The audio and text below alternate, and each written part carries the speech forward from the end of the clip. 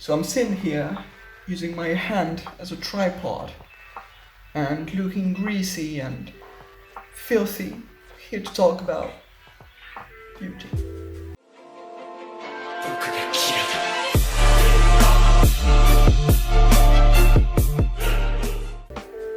Yeah, I've heard somewhere, I haven't read it yet.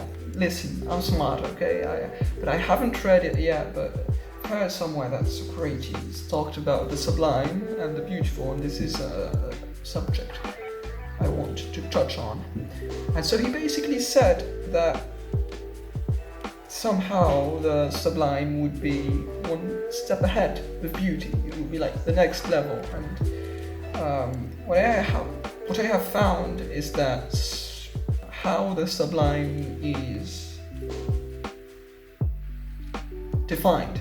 It's basically some kind of beauty that would kill you. It's a beauty that would scare you, like an enormous mountain, or when you're in a boat, some kind of tempest, right? Some kind of storm that could just kill you if you were to go too close, and yet you find it beautiful. And that is for Socrates, and in the main, like in popular. Okay, my brain is bugging. I'm not so smart, but this is what the sublime is supposed to be. I learned to talk eventually. Eventually, I learned to talk. But that's supposed to be the sublime, and I want to give my own definition of the thing, because I have another definition for it actually, and why don't I use another word? Maybe because English is not my first language and I'm stupid with it, or maybe it's because I'm onto something, right? So I hope I'm onto something, but I mean, beauty, we all know what beauty is. I actually don't know how to define it. I haven't actually found my way of defining it. I could easily look up a Wikipedia definition. It's somewhere here. If I learn how to edit my videos, or maybe you're just seeing the Wikipedia page right now instead of my face. But we all know what beauty is now. The sublime for me is one step ahead. It is something so beautiful that it scares you, but not because it could kill you. Because you know you cannot achieve it. Right? Some kind of perfection. It's something you see and you tear up when you see it, because it's so amazing, because it's human-made, it's man-made, it's not natural, it's man-made. And yet, like, the thing was made by someone that has hands and the same fingers as you, and is like you, is a human being essentially, and yet you yourself, you know that you cannot do this, and you find something sublime when you're fine with it, right? When you're like, I'm gonna tend to that perfection, and I know I'm not gonna reach it, but hey, at least I'm trying, right? That's the sublime. For me, it's a good example, right? The statues, the ancient Greek statues. It's probably going to be a subject in my channel that we're going to talk about pretty regularly, because I fucking love the Greek statues, my guy. I love them. So that's the Greek statues. When you see the statue of Heracles, I'm gonna show you a little thing, just after I finish rambling. But yes, basically when you see it, you know that the thing has literally fucking muscles that aren't human. He has 42 abs. Don't know the exact numbers, but he has a shitload of abs, and we don't have a shitload of abs, okay? He has. So a load of abs. Maybe because he's a demigod, but who cares about that? He's beautiful, that's the thing. And if you're into physical perfection, like I am, like a lot of people are nowadays, thankfully. If you train and you're looking to look a certain way, when you see that, you're like, man, am I not the little shit? Like, am I not the little shit here? And indeed, you are, my friend. We are all the little shits in front of that. But that's the beauty of it. That's why it's sublime. It's because it puts you back in your place and it tells you that you still have to work, right? And so yeah. I mean, look at that, my guy. Look at that.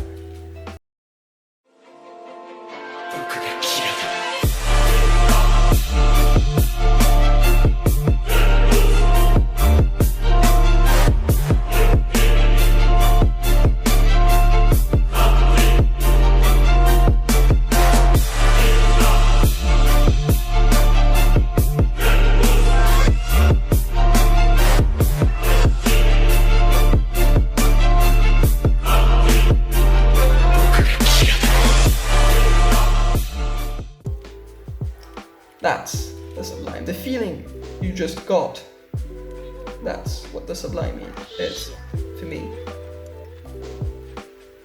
That's not beauty. That's beyond it.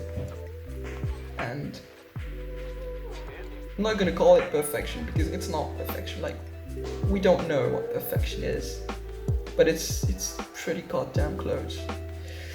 So that's my rant about the sublime. It's basically, and you know, like this. All right. So a little nuance I wanted to add to the whole thing.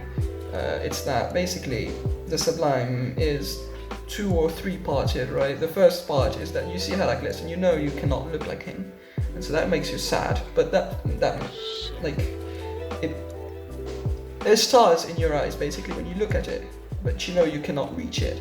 That's sublime. And the second thing is the guy that sculpted it. You goddamn know you cannot do it, or else you're a genius and I'll pay so you can get going as an artist and have a career in that if you can do that kind of stuff. So but I know that I probably couldn't do it.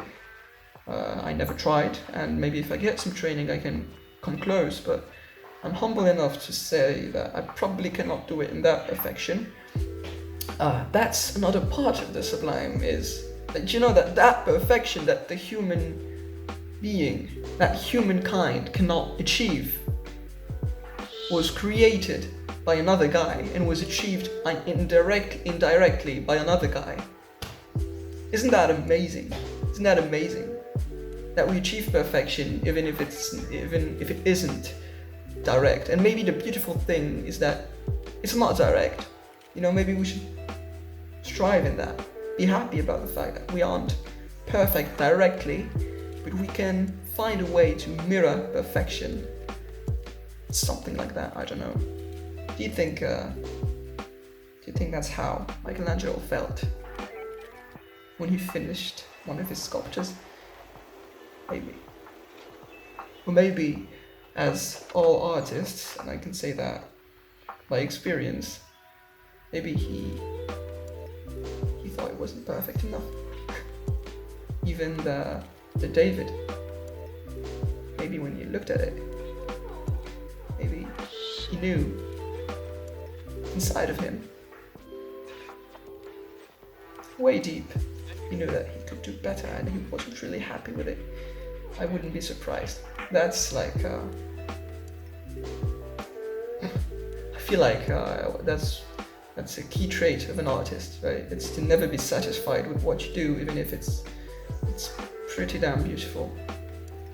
And yeah, you like me just as my fame. Maybe someday I'll make it better, but yes, that's my definition of the sublime, and that's my rant on the sublime. and how it should be used. It should be used as a ceiling, as a thing that you should look up to, but you cannot achieve. So you can always look up to it. Because people say, well, when I achieve this goal, I'm gonna have to find another goal. Well, find a goal that you cannot achieve, but that you can come close to every time, a little bit more, but that you can never achieve. And that's what's gonna drive you. And even if at the end of the day, in your deathbed, you're not looking like Heracles, and you never looked like Heracles, well, you goddamn tried. And that's pretty good. So yeah, until the next one, I'm gonna learn how to do that YouTube thing, and I don't expect it to go anywhere, because that's basically my diary, video diary, and maybe that I'm writing some kind of a book, and maybe that can help